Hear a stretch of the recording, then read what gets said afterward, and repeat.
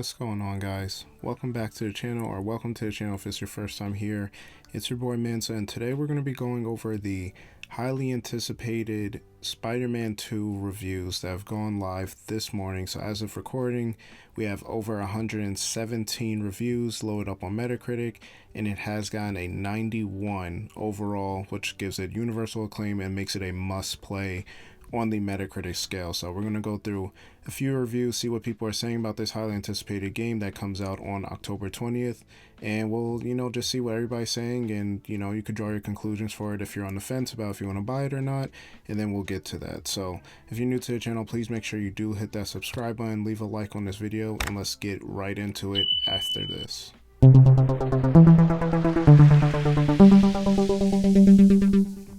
So we'll start at the top and then move our way to the bottom. Now, please note that every review on here has been positive, so there are no mixed reviews and no negative reviews. So everything is between a 10, 9, or an 8. So we'll start with the 10 out of 10s with Games Radar Plus, who gave it a 10 out of 10, and they said, Marvel's Spider-Man 2 improves on its predecessor across the board, while saluting the superhero genre over the last 30 years as a whole.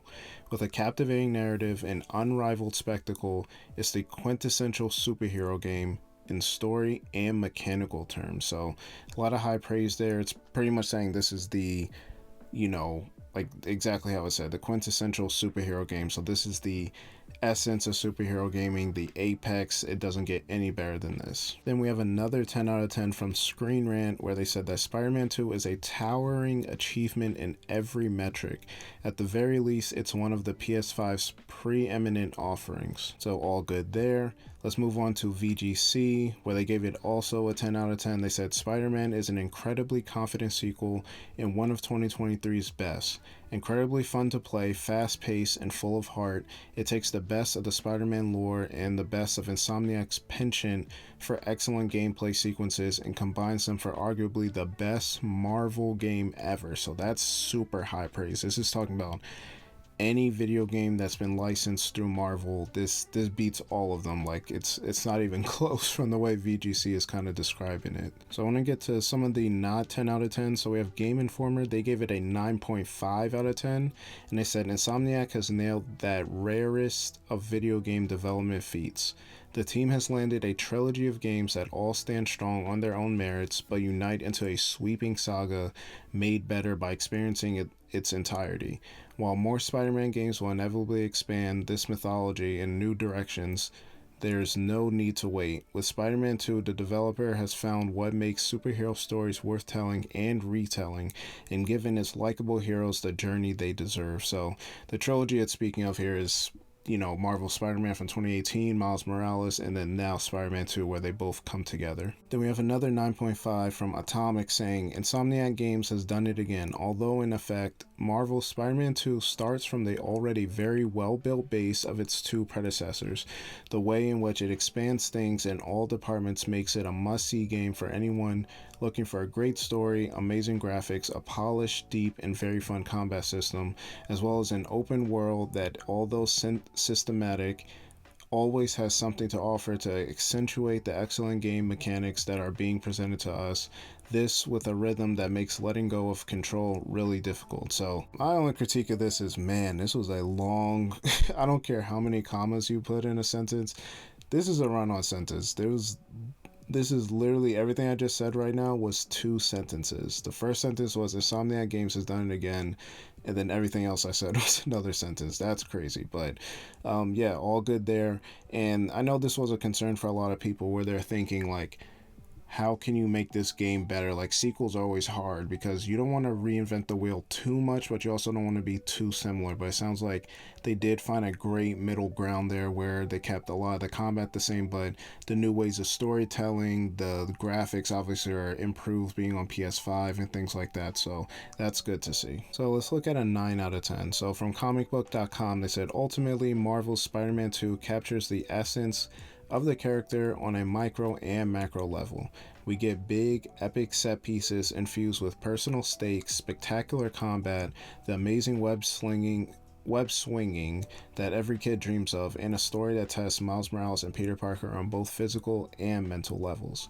While it isn't without its flaws, Spider-Man 2 is a sensational follow-up to the previous games and yet another winner for PlayStation players. So it seems, we're seeing a common theme here. A lot of people do like the story and they do like the combat. They're making it sound very crisp, very well thought out, a great combat system. And, Insomniac's pretty much been PlayStation's go to. It used to be Naughty Dog, but it seems like Insomniac is that, crown jewel of publishers and developers for Sony at the moment. So let's keep going down. So we get to the 8.5. So Forbes gave it an 8.5, saying, for fans of the first game or Spider-Man in general, or action games in general, Spider-Man 2 is an easy recommendation. There are about 5 dozen teasers and Easter eggs by the end, so I'm sure we're in for more, whether it's another Miles-sized game or another sequel down the road. But for now, yes, this is all the spider action you need for a good long while. So sounds good over there. And then we get to the 8. So we have Dexerto with an 8 out of 10, saying, when Insomniac taps into the heart of its subject matter, be that Peter or Miles, it's glorious. Being a friendly neighborhood Spider-Man is compelling. You're equally important saving the world or helping someone across the street, a dichotomy that the game understands beautifully. That's why it's a shame the main narrative gets tangled in its own web of disparate elements, falling just shy of greatness. So seems that a bit of the narrative seems to fall short for these guys over here. We had IGN France, who said, an epic adventure with an effective gameplay as usual, also very accessible, but the story's conclusion will probably frustrate many players. So that's interesting. So we're seeing a little bit of a difference between some people saying they like the story, they like the way the narrative is coming together, and then we see some people saying like this isn't, it doesn't all come together the way it should. So then moving on to GameSpot, they said all in all, they give it an 8 out of 10. They said Marvel's Spider-Man 2 may largely give us more of what we've played in Insomniac's previous Spider-Man games, but that winning formula is still so damn fun that it really doesn't matter.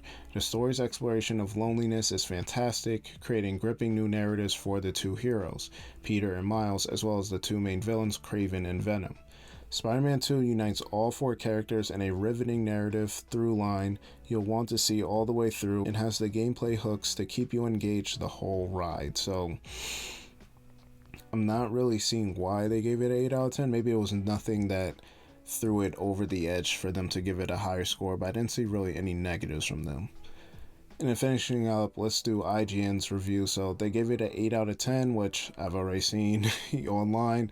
Listen, everybody says, oh, don't pay attention to IGN, but we always do at the end of the day. They are the leading, game and pop culture website, so everyone's going to see what they put. But they did say Marvel Spider-Man 2 delivers Insomniac's best tell yet, and despite its open world falling short, it's a reliably fun superhero power trip. So I am interested to see IGN's review in full to kind of see why they really gave it an 8 out of 10. It's saying just in here that something going on with the open world, and maybe it wasn't enough for people to see, or it wasn't as interactive, or it was pretty repetitive, or who knows what they actually had a problem with. But all in all, like I said, 117 reviews already on Metacritic, a 91 overall score, so this was very big for Sony. So PlayStation hasn't really had any strong first-party games this year. We know last year you had God of War Ragnarok, Horizon Forbidden West, you had Gran Turismo 7, but it's been looking kind of light. It's looking light for next year as well, as far as that big blockbuster game. We don't know if Wolverine is going to come out next year, or maybe 2025, who knows. But, Sony did what they need to do. They pushed out a good quality product. Again, 91 overall. Pretty sure it'll be a lot of people's game of the year. It's up there. So we'll see how that goes with the Game Awards later in the year, and then when every other publication puts out their game of the years. But y'all let me know what y'all think down below. Is this, are you looking forward to playing this game? Did the review score actually change your mind on anything? What is Sony's next step and Insomniac's next step? And when can we expect to see more games from them, whether it's Wolverine or a new Ratchet & Clank? where do we think they stand with that? But y'all let me know down below. Leave a like on this video and subscribe to the channel if you have not already. I appreciate you guys, and I'll catch you in the next video.